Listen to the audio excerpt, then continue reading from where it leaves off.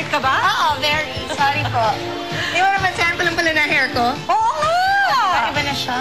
Saan ka nagpagawa? Sa Emphasis, kahapon, maraming salamat kay Joff. Tsaka na ba? Pero bakit sa TV hindi kitang pulang-pula hair ko? Lagyan ng pulang ilaw. Oo, para makita. I was listening. Welcome muna to everybody who's here right now. Cute o, color-coordinated sila. Oo nga, lang sila naka-light blue. Nakikinig ako sa radyo sa'yo kanina. Bakit? May pixie ka sa ngipin. Okay na? Oo. Okay, number one, you were really pretty last night. Last night where? In the... Dinaanan kayo ng camera. Okay. Doon sa proclamation nila. Ang ganda mo, in fairness. Proclamation. Okay. Ano ka naman talaga? Mukha kang future first lady. Ganon! In fairness talaga ako dito. Hindi, kailangan kasi decente dun eh. Ha? You look great. Thank you. Was it a happy occasion? Saan kayo kumain after? Oo, happy occasion talaga siya. Kasi, syempre, lalo na para sa mother. Kasi ng Judy, right? Yeah, because syempre yung asawa niya, #1 din dati. Yes. Oh. So, what an achievement. The asawa and now the son. And now the son. Tapos, saan kayo kumain? Sa Masas. Masas, Sorry, di ba nagustuhan mo yung ano nila doon? Yung sinigang ba yun? Ah, yes! In Greenbelt. Yes. Super sarap. Oo, Yeah, so you're all there. Masas. Doon kami. Oo, doon sila na. Okay, may kukwento ko sa'yo. Kasi sinabi mo, nagkita kayo ni Mark. Nagkita kami ni Mark Lapid doon. Nagulat ako. Biglang humawi ang mga tao. Tapos lumapit siya. Gwapo siya kagabi. Okay, I say something? What? Okay na kami. Ay? Okay. Nabaliw ka. Nag-sorry na ako. Alam mo, ikaw talaga. I'm weird. I'm sorry po.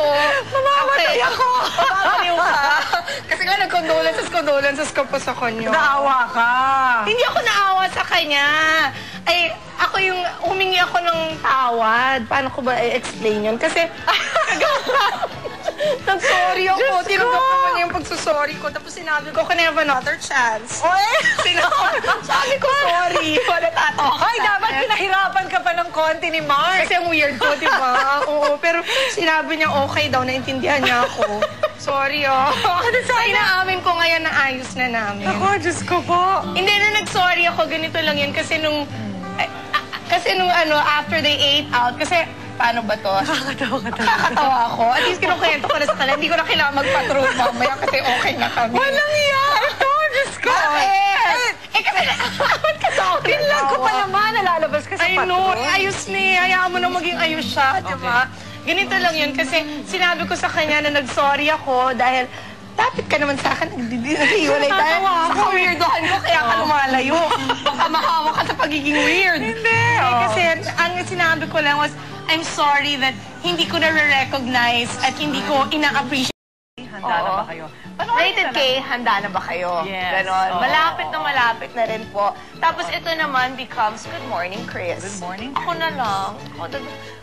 Kaya mo yan. Masasada tayo. The other day lang, I was thinking about it. Tapos I was looking through our pictures. Kasi nag-aayos ako ng pictures. Yun ang aking bagong hobby. Na-cry ako. Sabi ko, I'm sad. We had 16 months together.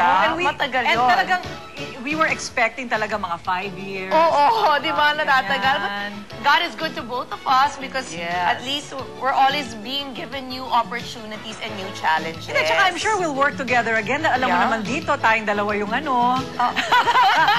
tinatawagan pagka may mga nangyayaring emergency. Why not, di ba? O Karina, ano pang mga mangyayari sa buhay natin? Ngayon, aaliwin muna tayo, di ba? Kasi mga happy songs muna. Pero ito muna, hi to the people from Leyte Institute of Technology headed by Philip. Nasaan si Philip? Gusto ko kang makilala. Hi, Philip. Nasaan ka? Ayun. Ayan. Hi, Philip. Who's Philip? Ito si Philip. Not Salvador. Philip, what's your last name? Batis. Patis. Patis. Patis. Okay. Uy, Josh finally spent the weekend with his dad. Speaking of Ipe. Gano'ng katagal? Ayun, na natin pa Hindi, 10 months. Hindi rin sila nakita for 10 months. Pinahiram ko nung weekend. They spent Friday and Saturday together. Nanood sila ng Shrek 2. Okay. Kasama nila si Tita Emma, yung new wife ni Dada. Very nice naman daw to Josh. So happy na ako. And Josh came home smiling. Kinamusta siya ng mommy ko. Sabi ng mommy ko yesterday ng lunch, Josh, did you have fun with Dada and Tita Emma? Lola, okay naman. Oh, Yun sinabi niya. Yun ang sabi niya. Yeah, So, okay naman, di good. O, di mabuti nagkita na silang mag-ama. Yes, Miss na niya. please. Talaga, oo, dapat Diba? lang talagang magkita sila na magkita. And thank you to Emma for being nice to Josh. I haven't met her. I don't think she wants to meet me, pero thank you. Malay mo Okay. naman, malay mo. Bakit? Siguro tinitimpla ka lang muna niya. Oo nga. Diba? I hope they stay happy, honest to God. Okay, ito na. Panalo! Pinoy na nasa US Army, hinangaan sa kanyang tapang. Wow, panoorin natin to. I'm sorry that hindi ko na-recognize at hindi ko ina-appreciate lahat ng magagandang ginagawa mo for me. Kasi focus ako ng focus dun sa mga masasamang pinagdaanan ko. Eh, parang ang ganun. That's why. So I said sorry and I said na I really hope na bigyan mo ako ng isa pang pagkakataon. Sabi ko, sa laki ng pride ko para sabihin ko yan, siguro talaga na ano talaga. Sabi ko, you must mean something to me talaga and you must be really special to me. So yun. So okay na. Kasi, ewan ko sinabi niya, sigurado ka na ba? Sabi ko, oo. Makikibalita na lang ako. Diyos ko, makikibalita na lang So ako. okay na kami. Sabi ko, sorry Mark, ang utak 12 years old talaga ako minsan. Eh, kasi nga nung sinabi mo sa akin yung dahilan kung bakit mo siya hiniwalayan, sabi ko parang, Mababaw. hindi naman, kundi trauma ang dahilan eh. Trauma nga talaga. Trauma na dinulot naman ng ibang lalaki na hindi naman niya kasalanan. Oo nga, kawawa naman. Yeah, tapos sinabi ko sa Eh, kanya, dating siya. yeah, he's really mabait. And then sinabi ko sa kanya na maghiwalay na lang tayo pag nang babae ka na. Sabi, di ba? Tapos sabi niya, patutunayan ko sa'yo hindi ko gagawin yun. Wow. Sana. Okay. Yun na yung story. Okay na kami. Sorry, Mark. So, pwede na siya mag-guest ulit dito. Oo, guest na natin si Mark at si Mar. Sa last episode natin. Sige na, Corina, last na natin sa Friday. Sana naman. Tatanungin ko, bakit sa akin ka nagpapaalam? Imbitahin mo naman siya. Imbitahin ko nga. Sige, sa last episode natin on Friday, sana nandito siya. Si Mark, di ba? We'll try to fix it. Because si Mark at ang buong pamilya nila aalis tomorrow for the States. Kasi birthday nung lola niya. Okay. So si Senator Lapid at siya pupunta with their whole family. So if we're gonna do that episode, we have to tape it tonight. Ping-pressure daw kita talaga. Oo, ganun pala. Para naman, oo, si Mark, baka naman sabihin ni Mark, naku, baka on-air, i-break mo na naman ako. Kaya sabihin niya, wag na. Kailangan Ewan ko. dapat may kasulatan niya. Oo, nagbe-behave na ako. Alam mo, dapat, Pasensya. ako si Mark Lapid, magpapakontrata na ako. Na ano? May commitment ka ng at least 3 months. Hindi sinabi ko hanggang Christmas, promise. Oo, Hindi ako makikipag-away. Ako, yan na naman, ah. Hanggang Christmas, at Oy, matagal yun, ah. malayo pa yun. That's 7 months. Layo Correct pa ba ako? 7, May pa lang eh. June, July, August, September, October, November. 7 months. Alam mo ba sinasabi mo? I promised. Sabi ko, may I die and may thunder and lightning strike me. Kung hindi ko mapanindigan na hanggang Pasko, mabait ako sa kanya. Sige. Okay, subukan natin. Sige. Mark, guest ka na. Mamaya, taping tayo. Manawagan ka na kay Mark. Ano ang sasabihin ko? Ganon din.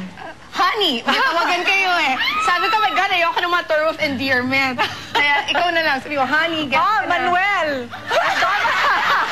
Andito ka dapat mamaya! Okay. Nababaliw-baliw tayo lahat. At lahat ng staff ko hindi alam yon kasi sa phone lang kami nagkabalikan. Diyos ko. Oo. Hindi man lang kayo nagkatinginan sa mata. Eh, di mabuti. Mahal yun ha, kasi 1 hour, 20 minutes kami nag-usap. Eh, wala silang landline sa Porac, cellphone yun. Magkano Maganda yan? yan. Kasi Calculate nyo. pag nagkita kayo mamaya, nanggigigil siya sa'yo. Okay. At syempre, bagong presidente ng ABS, pababaliw na naman. Pinatawag na si Deo pagkatapos nung The Buzz eh. Bakit? Eh dahil daw nga bakit nakikipag-break on air. So ngayon siguro papatawag si Deo. Sa totoo na ba yan? Nagkabalikan na ba? Opo. Okay, let's have our good news for today. Hindi pa ba yun? Sige. Kala ko yun na yun. Kamakailan lang ang Sanyo Corporation, isang napakalaking Good, diba? At least. Kasi marami naman talagang beautiful dito. Kaya gugustuhin ng marami na dito na sila mag-retire. Ay, marami talaga. Like in Boracay. Okay, Boracay. why? Maraming gusto mag-retire sa Boracay. Why there? Hindi ba? Eh, siguro dahil sand and sea, Ganon? tapos maganda yung night